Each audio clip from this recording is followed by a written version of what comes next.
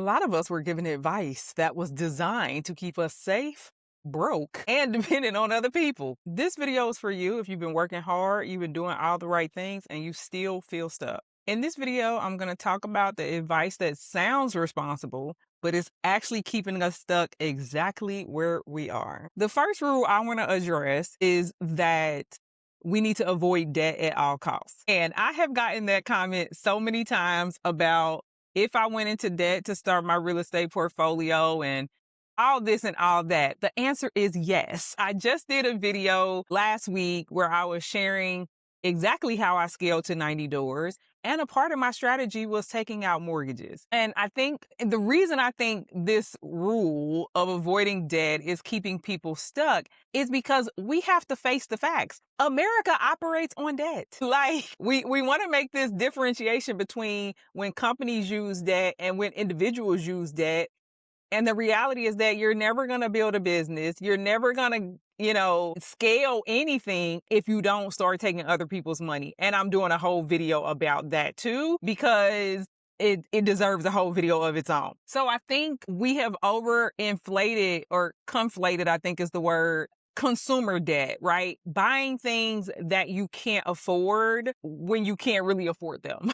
So like if you can't afford to pay cash, if you want a new bag or you want, whatever, you want to go to the mall and go shopping, if you can't afford to use your debit card, then you probably shouldn't buy those things. You have clothes on your back, you have shoes on your feet, like buying something that you already have and putting it on a credit card, that is bad debt. But when it comes to business, you may never be able to afford everything it takes to run a business. It's comparing apples to oranges because starting a business is already taking a bet and putting yourself out there and going, doing something where you don't really know the outcome, but you have a good hypothesis about it. And so in that regard, debt is good. If you've worked out the business plan and it looks like you'll be able to cover the debt and make some profit, that is good debt. If you're sitting on the sidelines thinking, I don't want any debt, you are limiting how far you can actually go. I'm not saying go crazy. I'm not saying don't work the numbers out, but if the numbers make sense and you have a solid business idea and you have a solid work ethic and you're going to make sure that you come up with, in my case, you're going to come up with the mortgage, regardless of what happens, then it's not bad debt. It has actually helped you go from step 0 to 10, without spending 10 years trying to save a ton of money. And then I think the other thing that debt does when it comes to business debt is that it actually lessens some of your risk. So imagine you spent the last 10 years saving every dime and you managed to come up with $300,000. And I mean, that could get you a franchise, that could get you a rental property. I mean, it can do all sorts of things. So imagine you spent the last 10 years coming up with that money and 2 years in, the business is failing versus if you spent maybe 1 or 2 years coming up with enough a down payment to have skin in the game, and then you went and found someone else's money to help you get the rest of the way. Well, now you're in business in 3 years. And even if it fails, you still have your answer. You have your answer in year 4 or 5 versus sitting on the sidelines for 10 years with no information. It just doesn't make sense. I think the country runs on debt. Big business runs on debt. Don't be afraid of debt. The next rule I want to address is staying at a job and keeping your head down. I think because we were the first generation, us millennials, we're the first generation that went to college, who got good jobs, who were making the money that our boomer parents desired to make. It has typically been frowned upon to job hop, to cause any commotion when it comes to your job. But the reality is that the commotion is actually how you're going to make strides. Because think about what's happening today. People are literally getting 1 to 2% raises. And so, I mean, we're talking $1,000, for the average person. their raise is between $1 to $1,000. And then after taxes, we're talking about $50 a month, just average, potentially $50 a month difference in your take home pay versus if you always keeping your head on a swivel and you're like, what's the new opportunity? What company is looking for my skills? What company is willing to pay me to leave where I am right now? I mean, I always think about the very best thing I did was when after I got my MBA, I left my company. And I know some people who stayed at their companies because maybe they paid for the MBA or maybe they promised some sort of job protection or not job protection, but what's the term? Career advancement once you graduated and got the degree. But it couldn't be further from the truth. I left my company. Well, I don't want to say I left my company. I started interviewing for jobs and I landed a role. The difference between what I was making at my old company and what the new company was paying me was $40,000. And that was just salary.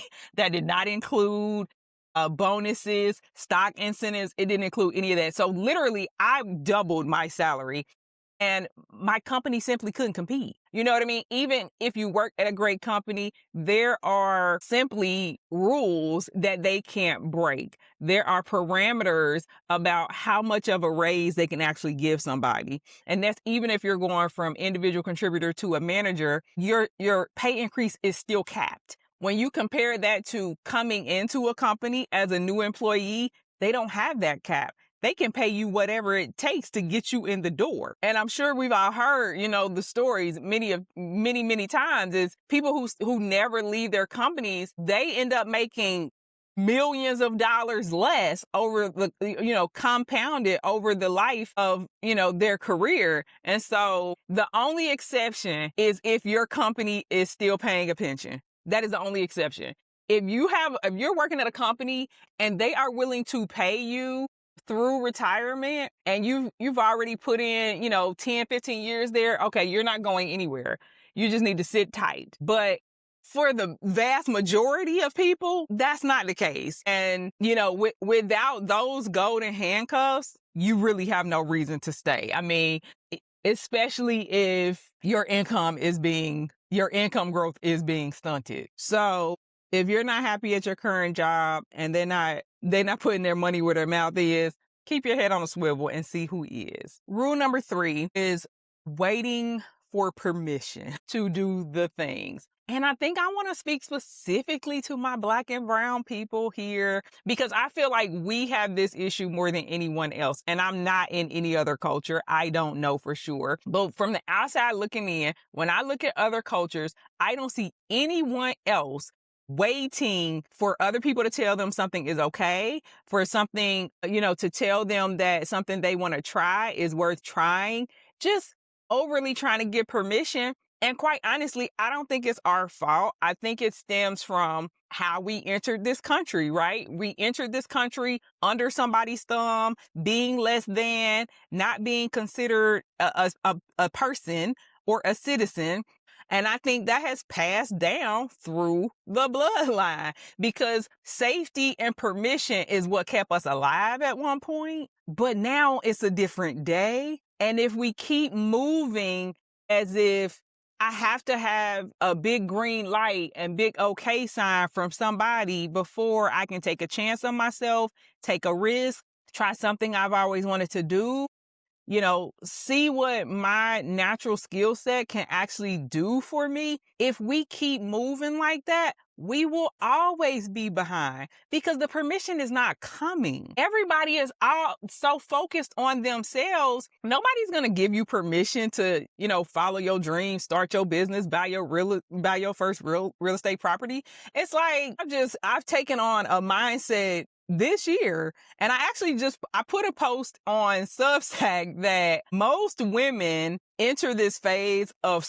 of just not caring what other people think after 40. Like that's what normally happens. And when I look at myself, like I'm a few years past turning 40 and I really don't care. Like the amount of don't care right now is what allows me to, while I'm out running errands, film a video, sharing the messy middle about what's actually happening in my real estate business when from the outside looking in, everybody, you would expect there to be no problems. And so getting past what people think, what people are going to say, and just, listening to your own intuition. It's two things: listening to your own intuition, being okay and accepting the fact that if it don't work out, that's on you. Those two things. And so that's probably what is holding people back. You're afraid of what people are going to say. You're afraid of, the negativity, but it's like people are going to say something regardless. And it's almost worse if you're moving through life and nobody has anything to say. I was just having a conversation with one of my friends about how women, this perfectionist thing that women fall under. And it's like, you are so busy trying to be perfect and trying not to make a mistake that you're boring as hell. It's not interesting. I see that with a lot of female content creators and females trying to do businesses and doing this and doing that. And it's like, nobody's into your content because it's boring. And it's boring because you are so coloring within the lines. You don't leave anything for people to say, right? I leave plenty of room in my content for people to have an opinion. Oh, you were wrong about this. I think that, whatever. But that's what keeps it interesting. And so I think if we move away from, I need to have the right answer, and we just move into, I'm just trying this thing. I don't really care what anybody's going to say. And I'm going to be okay if it works out or it doesn't work out. Like, I'm going to be okay if this video flops and nobody watches it. If we move into that, what you'll see on the back end is people actually start to care. People actually want to see what's going on. I think that's been a huge disservice to women and Black and brown people, that you have to do things right. You have to be in the straight and narrow. You cannot make a mistake or your life is going to be over with. And it's like, I see other cultures taking chances. Like when I think about all the immigrants who come to this country and they start nail salons and they start restaurants and they do this and they don't know if it's going to work. And they really don't have no money. Like, they are literally scraping together everything they have and betting on themselves. And I just want to see more Black and brown people, and especially women, doing that as well. The final rule that I'm going to attack is that you should stay close to home or stay close to what is familiar. A lot of us are looking at paths that other people have taken and we're trying to emulate them, but that might not be what's for you. Like, if there's a path you're trying to emulate, think about if that really fits who you are, your personality, and things you're actually interested in. So if everybody in your family has gone, into a specific career or a specific industry, it might make sense to go down that same path. And actually, that's probably what happened to me. My dad dropped out of high school, became an electrician, and so he found himself working with a lot of engineers, and he was always very smart. So he's like, I know I could have been an engineer if I actually stuck with the schooling thing. So he kind of passed that down to me, that like, you're going to become an engineer. And so it was always in my brain. And what happened was, yes, I had the mental aptitude to do that. I just think about if I had never taken a chance and I had never bought a property and I had never started putting myself out there and trying to build a personal brand and just doing things that are outside of the norm of what a typical engineer would do. Like, most of us are introverts. I'm an introvert too, but I can turn it on when I need to. And so if I had just stayed in the shadows, stuck with what was familiar, and it's like, I'm going to keep my head down, I'm going to go to work, I'm going to do this thing, and I'm going to go back home, I definitely would not have achieved some of the things that I have so far. And so, I mean, that's one example in like doing what's familiar, doing what you think works, taking someone else's playbook and running with it.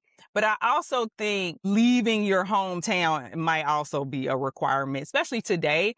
I know a lot of people who are looking for jobs. The job market is really tough. And I think what can expand your options is looking everywhere. If you live in Chicago and you're only looking for jobs in Chicago, well, yeah, it might take you a while to find what you're looking for because that opportunity just might not exist there. So I think everyone needs to expand their horizons. It's like we have the internet, we have free road, you can travel wherever. It's like opportunity first, comfort level second, because opportunity doesn't care where you grew up and it doesn't care, the path you thought you were going to take. And so I think being okay with like doing something unfamiliar, doing something that's unfamiliar to you, to your family, to your circle, like your blessing might just be on the other side of that. And like I said, I know all of this advice was given to us out of love.